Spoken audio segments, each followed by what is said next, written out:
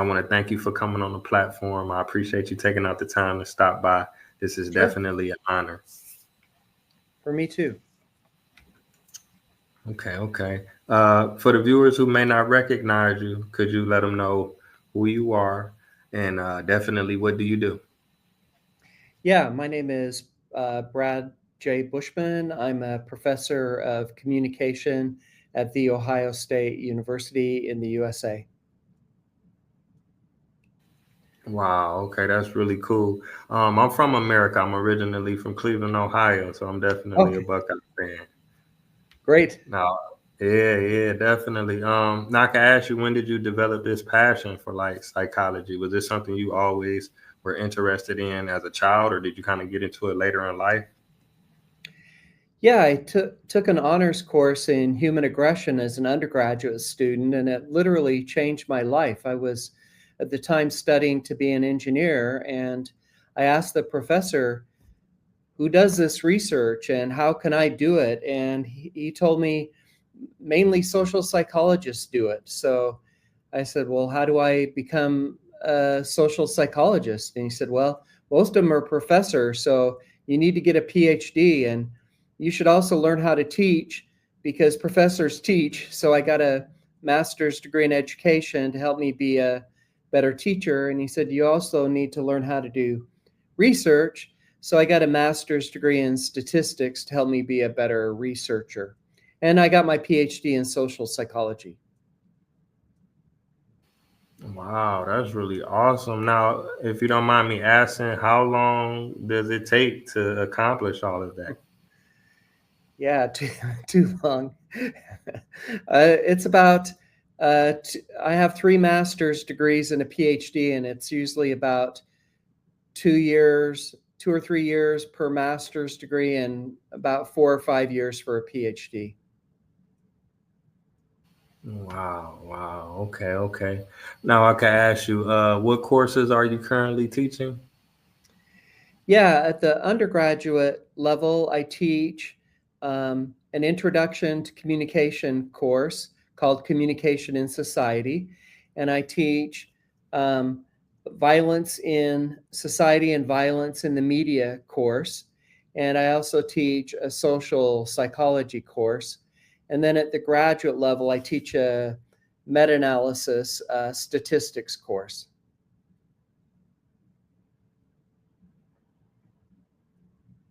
Wow, okay, okay. Now I can ask you this. Obviously you've been doing it for quite a while. Have you seen more students interested, or has it kind of been the same amount of people post pandemic? Because it seems like more people are talking about like mental health now than before, but I could be wrong. Yeah, the pandemic was a huge source of stress for many people, and there were a lot of negative effects, like alcohol consumption increased. I study aggressive driving and road rage, that also increased. Gun ownership increased. So I think one theory that explains this is the frustration aggression theory. Frustration means somebody blocks you from achieving a goal. And when people are blocked from achieving their goal, that increases the likelihood that they will respond with aggression. And the pandemic blocked so many of our goals. Um, and so I think that's one possible reason why it increased aggression. Yeah, definitely. I mean, I could say from my own personal experience, myself and my family, I seen changes, and like you say, frustration, aggression theory. People, a lot more people more short tempered than they usually would be. Even now, some people still, feeling the effects. Yeah. Okay. Now I can ask you this: have you written any books, or have you thought about doing any documentaries? Based on your work and your research. Yeah, so I have a social psychology textbook with Roy Baumeister, and I also edited a book on aggression and violence. Um, and mainly what I publish, though, is peer reviewed scientific journal articles. I have over 250 of those. So that's what I mainly publish. Wow. Okay. Okay. Now I wanted to ask you about some of the articles that you sent me online. Chilling out rather than blowing off steam is a better way to manage anger. If you could speak about that a little bit. Yeah, sure. So um, when most people think of anger, they use a pressure cooker analogy, that anger builds up inside a person like pressure inside of a pressure cooker. And people assume they're, unless you vent your anger or blow off the steam, the pressure cooker will explode. Just like an angry person might explode in an aggressive rage. And they argue that it's a bad idea to try to suppress or hold in the steam because it just keeps building up. Um, but what people forget is there's not just two options. Most people just talk about two options. You can vent the steam or try to suppress it or hold it in. But a third option is to turn down the heat on the stove. If the pressure is building up, you turn down the heat. And um, so that's what that article is about. People think it's healthy to vent your anger or to blow off steam, but it's not. It just makes you more angry and more aggressive. Maybe you heard the old joke, how do you get to Carnegie Hall? Practice, practice, practice. Well, how do you become an angry, aggressive person? The answer is the same: practice, practice, practice. And when people vent their anger, that's exactly what they do. They're practicing how to behave aggressively. They hit, they swear, they slam doors, uh, kick trash cans, pound on punching bags, whatever. And uh, practice makes perfect. You just practice how to behave aggressively. So, um, when people are angry, and when they're venting their anger, they just ruminate. They can't stop thinking about what it is that made them angry. And that's a terrible thing to do because it just keeps those angry thoughts active and alive in your memory. And it also keeps the angry feelings alive. So venting anger is like using gasoline to put out a fire, it just feeds the flame. Wow. Okay. Yeah, I appreciate you sharing that. Now, um, in reference to that article in particular, it says 154 studies. So is it like a group of people coming together, submitting this information, or how does that work? No, so we did a meta-analysis. That's actually the graduate level course I teach that I was talking to you about. It's a quantitative literature review where you review all the studies on a topic. So this this topic was all the studies that have included activities to either increase or decrease arousal levels. By arousal levels, I mean things like heart rate, blood pressure. And so we used all studies that had an activity versus a control group that did nothing. And so, you know, ways to increase arousal are doing things like jogging, swimming, riding a bike, kickboxing, things like that. Thing activities to decrease arousal. We looked at things like yoga, meditation, mindfulness, muscle relaxation, breathing. And all these studies included measures of anger and aggression. And what we found is that um, activities that reduce arousal, that's what I was talking earlier about turning down the heat. So, one way to turn down the heat is to try to relax. And uh, this review of all 154 studies found that activities like yoga, meditation, mindfulness, deep breathing, muscle relaxation, all those activities turn down the heat and make people less angry and less aggressive. And activities that increase arousal. So people think, well, I should go jogging if I'm angry. Well, that's you should jog for sure. It's good for your health, and but it's not a good strategy to reduce anger because it just keeps the physiological arousal high. Your heart rate and blood pressure doesn't. When you go jogging, it doesn't go down; it goes up. So the idea is when you're angry, you should try to get that arousal level down. Yeah, yeah, that makes a lot of sense because it's just like you already excited or you being physical already. Maybe if you sit down and relax. But a lot of people they haven't tried meditation or yoga. I don't know why. Maybe in going into the future, more people would try it. It seems like it's very, very effective. Now that's something that I have tried myself, and I like the results. You know what I'm saying? Yeah, well, hopefully our article and this interview you're having right now will uh, maybe pique some curiosity and help people understand that if you want to get rid of anger, you should not vent. That's a terrible idea. Instead, you should engage in activities to reduce the arousal. And the effects were very robust. They affected people of all ages, all races, all countries.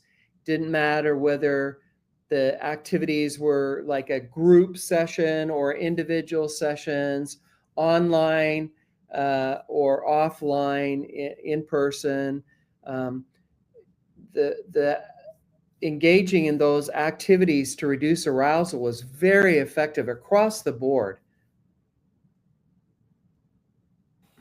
Yeah, yeah, definitely. Now can I ask you this: Do other things, I guess, contribute either way? Like maybe like herbs or supplements, or even some of the foods or some of the things that we may eat or drink every day?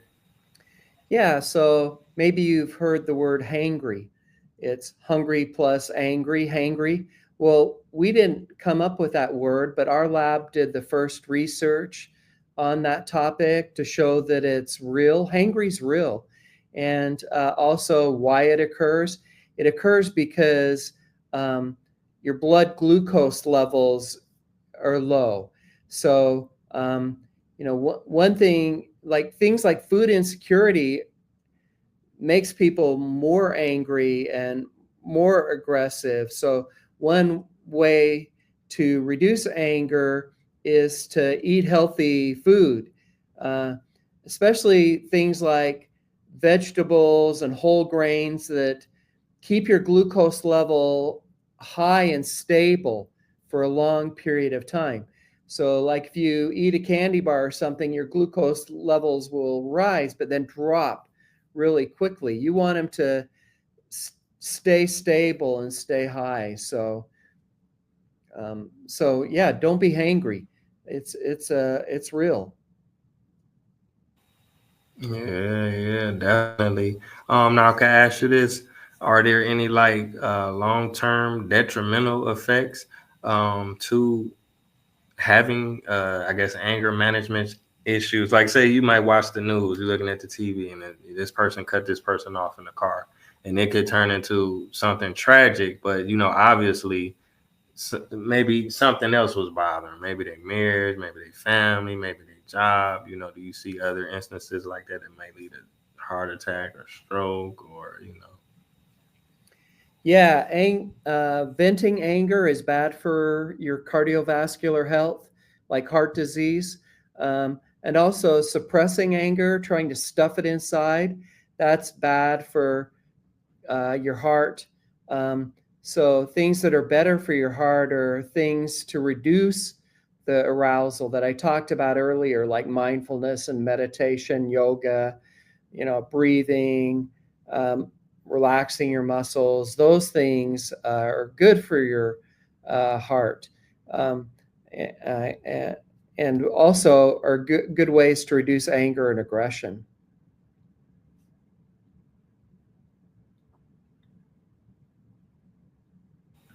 Okay, okay.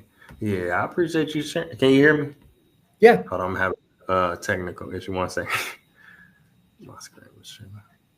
Yeah, I'll edit this part out. But yeah, yeah, I definitely appreciate you sharing that information because, like I said, I think for so long it's been like a stigmatism dealing with like mental health, but it seems like more people are talking about it. More people are looking for solutions and coping mechanisms.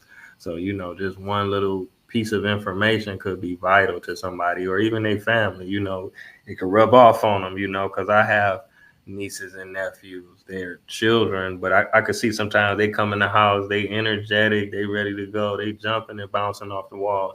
And so I try to get them into like some meditation just to at least try it, and then they kind of collect themselves and slow down. It seems like they even feel better, they Sure. don't willingly want to do it, but once they try it and they're like, oh, okay, this wasn't that bad, but from the outside looking in, it's like meditate, we got to sit still, we got to be quiet, so Yeah, there are other ways you can reduce anger as well. So, uh, doing anything that's incompatible with anger and aggression helps, like pet a puppy or uh, help somebody in need. It's hard to feel empathy and compassion for others and anger at the same time. So if you help somebody in need, for some religious people, it helps them to pray or watch a comedy. It's hard to laugh and feel angry at the same time. So those are some other activities. We've also done research. Angry people are kind of in your face. They lean forward. They're very expressive. And our research shows that just like leaning back, just lean back. Um, Anger is an approach motivation. People who are angry, they feel powerful.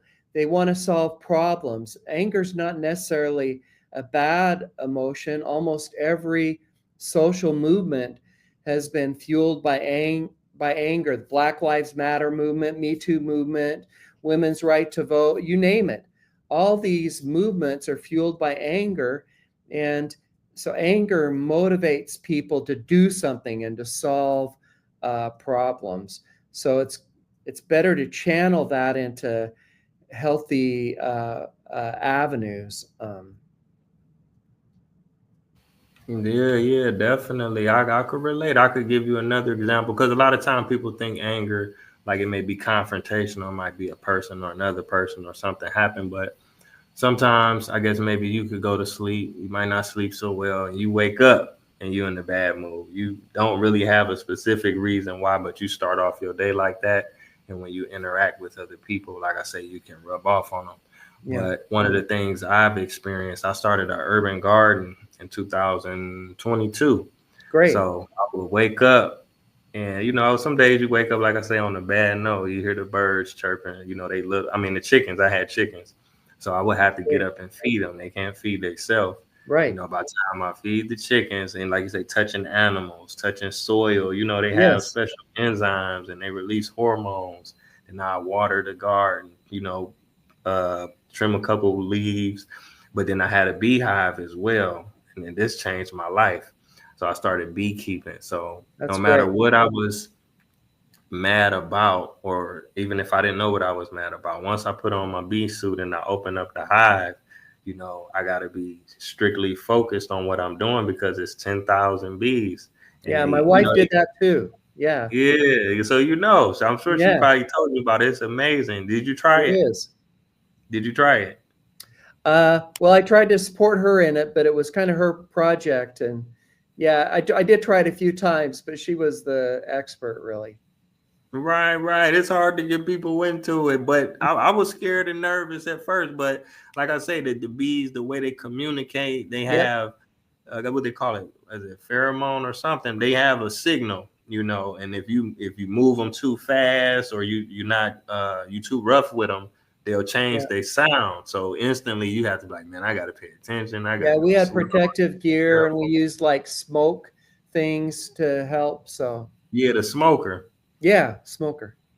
Yeah, yeah. So they can't send the signals. But I say that to say by the time I fed the chickens, watered the garden, and touch the soil, touch the leaves, touch the chickens, touch the bees, I just felt better. The sun was out, the fresh air was, blowing, and I forgot what I was even mad about. And that Yeah. led to the rest of my day being more me speaking to people, being polite to people, looking for, you know, something positive. We've done some other research showing that it helps to adopt like a fly on the wall perspective, to step back and look at things from a more distant perspective.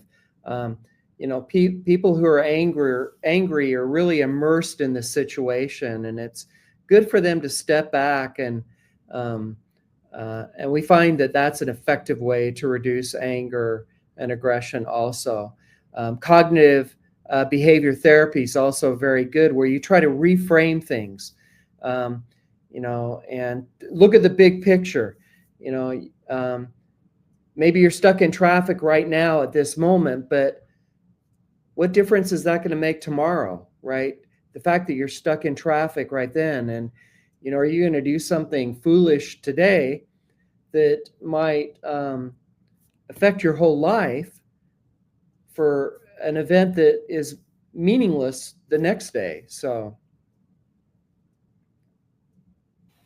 Yeah, that's some great advice because we all get like that sometimes. You driving somewhere, you trying to get to a meeting or a restaurant, but if you run somebody over or you hit somebody's car, you really gonna be late. You ain't going at all. So it's right. best to just kind of take a moment because sometimes life happens so fast. But if you could just take a moment to just like, you know what, let me relax. I'll be Yeah, ten take some minutes. deep breaths, listen to some calming music, things like that. Yeah, yeah. I tried music before as well. Like sometimes when I can't sleep, you thinking about everything.